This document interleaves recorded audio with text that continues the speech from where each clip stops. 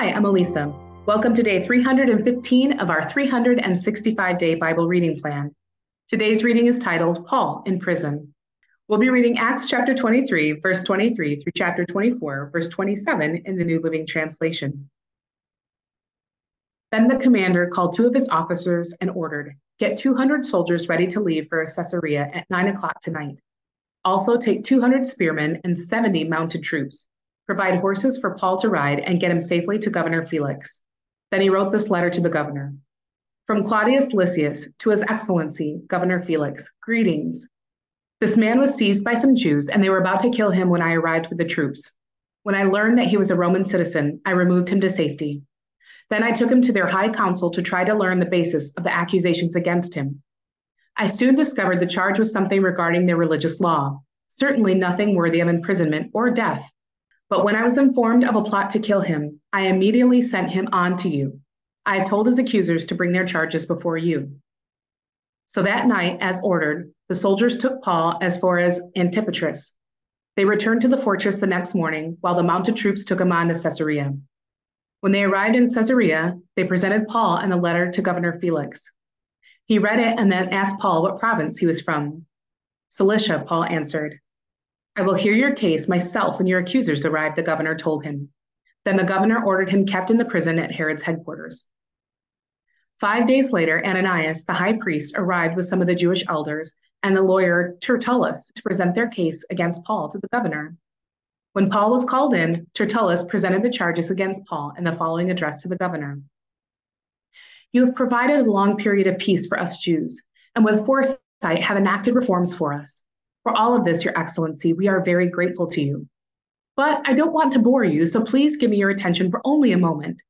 We have found this man to be a troublemaker who is constantly stirring up riots among the Jews all over the world. He is a ringleader of the cult known as the Nazarenes. Furthermore, he was trying to desecrate the temple when we arrested him. You can find out the truth of our accusations by examining him yourself." Then the other Jews chimed in, declaring that everything Tertullus said was true. The governor then motioned for Paul to speak. Paul said, "I know, sir, that you have been a judge of Jewish affairs for many years, so I gladly present my defense before you. You can quickly discover that I arrived in Jerusalem no more than 12 days ago to worship at the temple. My accusers never found me arguing with anyone in the temple, nor stirring up a riot in any synagogue or on the streets of the city. These men cannot prove the things they accuse me of doing. But I admit that I follow the way, which they call a cult. I worship the God of our ancestors, and I firmly believe the Jewish law and everything written in the prophets. I have the same hope in God that these men have, that he will raise both the righteous and the unrighteous. Because of this, I always try to maintain a clear conscience before God and all people. After several years away, I returned to Jerusalem with money to aid my people and to offer sacrifices to God. My accusers saw me in the temple as I was completing a purification ceremony.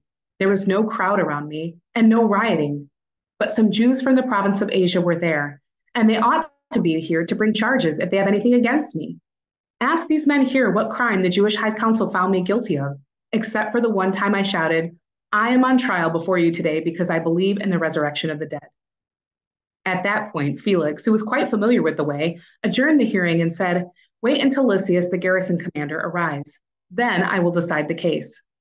He ordered an officer to keep Paul in custody, but to give him some freedom and allow his friends to visit him and take care of his needs. A few days later, Felix came back with his wife Drusilla, who was Jewish. Sending for Paul, they listened as he told them about faith in Christ Jesus. As he reasoned with them about righteousness and self-control and the coming day of judgment, Felix became frightened. "Go away for now," he replied. "When it is more convenient, I'll call for you again." He also hoped that Paul would bribe him, so he sent for him quite often and talked with him. After 2 years went by in this way, Felix was succeeded by Porcius Festus, and because Felix wanted to gain favor with the Jewish people, he left Paul in prison. Thanks for joining us for today's reading, and remember, everyone has an invitation to sit at Jesus' table. We hope you'll find your story and purpose in God's story.